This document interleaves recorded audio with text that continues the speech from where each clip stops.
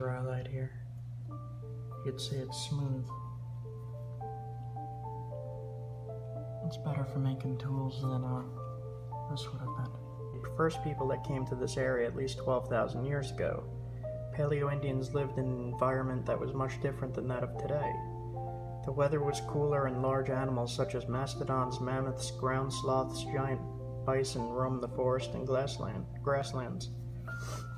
Smaller mammals such as buffalo, bear, moose, elk also lived in the area but are now extinct here. Not too far away at Cherokee Forest, they reintroduced elk. Paleo-Indians used heavy spears to hunt large prey such as mastodon and giant bison. Smaller animals were also hunted. Paleo-Indians gathered nuts, berries, and other plants for food. They moved often to take advantage of seasonal sources of food, much like their descendants during the Archaic period that followed. Relatively little is known about these first people of North Carolina, as artifacts from this period are scarce. Their nomadic way of life and small populations made it difficult to find sites they once occupied and to find artifacts associated with them.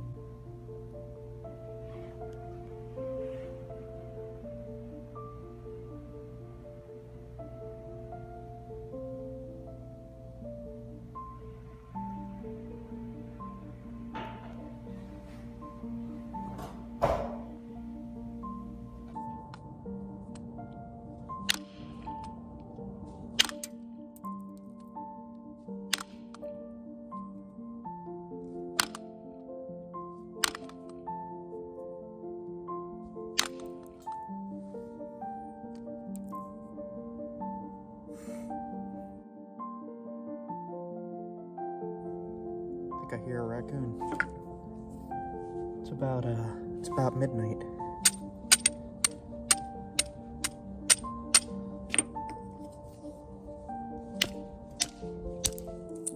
There we go, look at that. Super nice Blake. Yeah, got a nice biface now.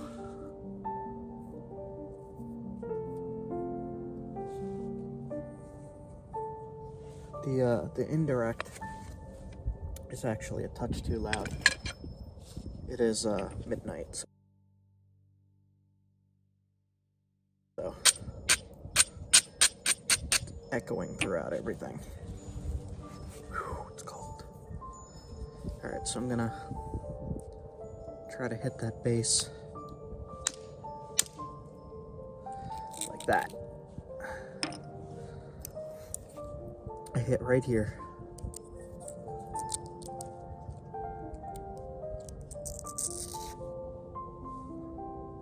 Nice big flake.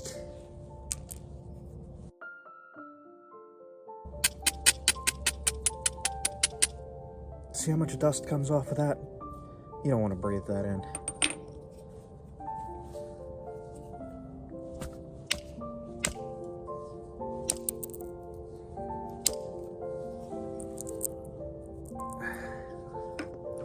In the light a little better. There we go.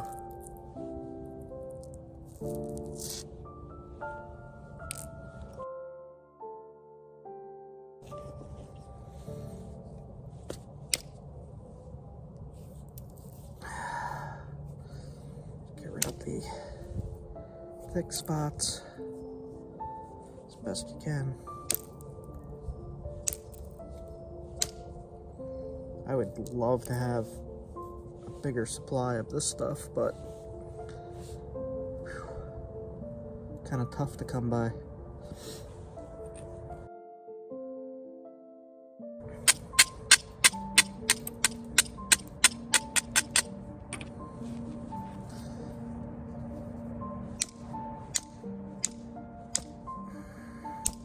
There we go. All right.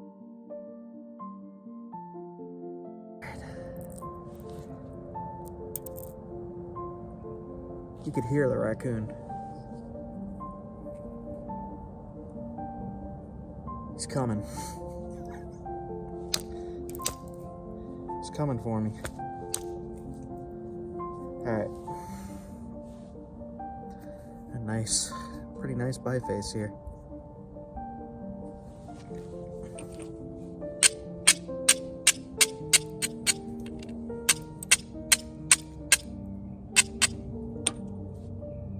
You hear that?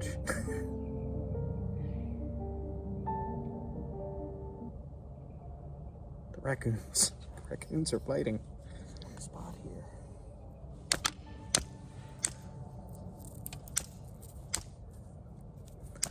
So the Morrow Mountains had just like a rounded base.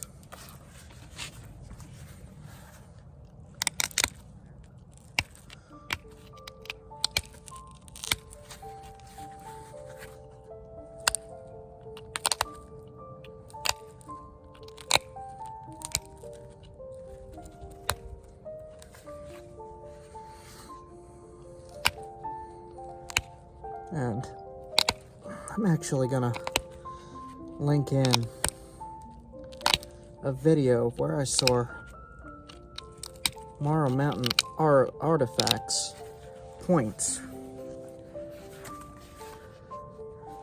I think I'll link that in.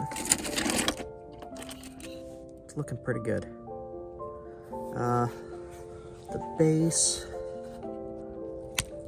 might need to be a little thinner.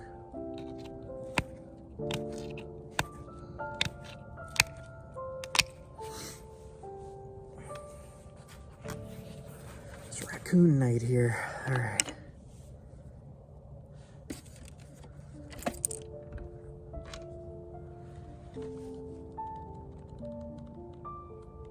That's one big flake that I took out there.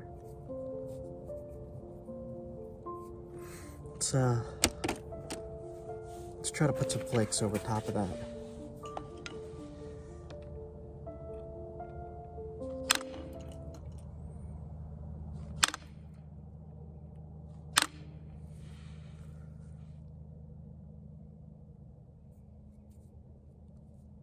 I really hope you guys can hear those raccoons. It's pretty amazing.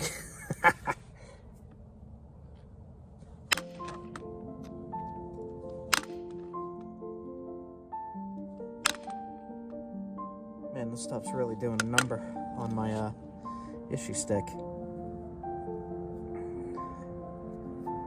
All right.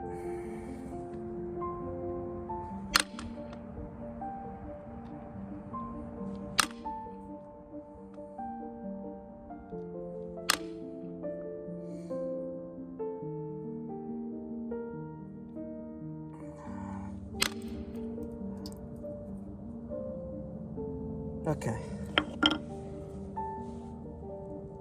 Looks about right to me.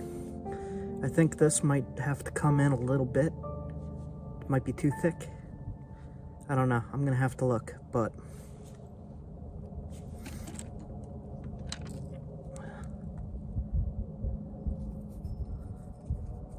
there you go, guys.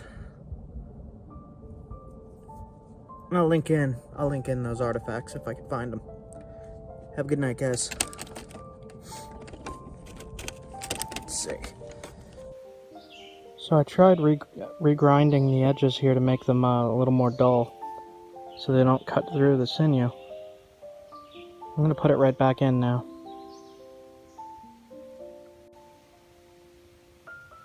Alright, so I'm going to test the strength of this stone. It's Rhyolite from North Carolina. And it's not dried completely yet, but I'm just testing the strength. So I'm going to hit right into that tree. Just want to see if the stone itself holds together.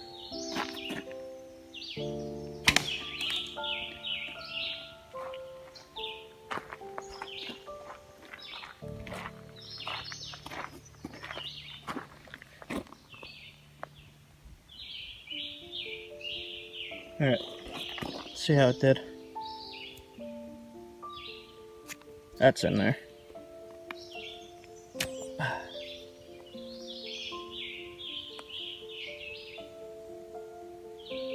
So this is the kind of stuff I like to work. If this was obsidian, this would be in 1,000 pieces. There's not even damage.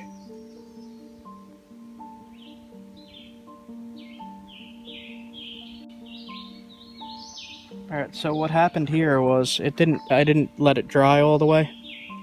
So it just kind of slipped out.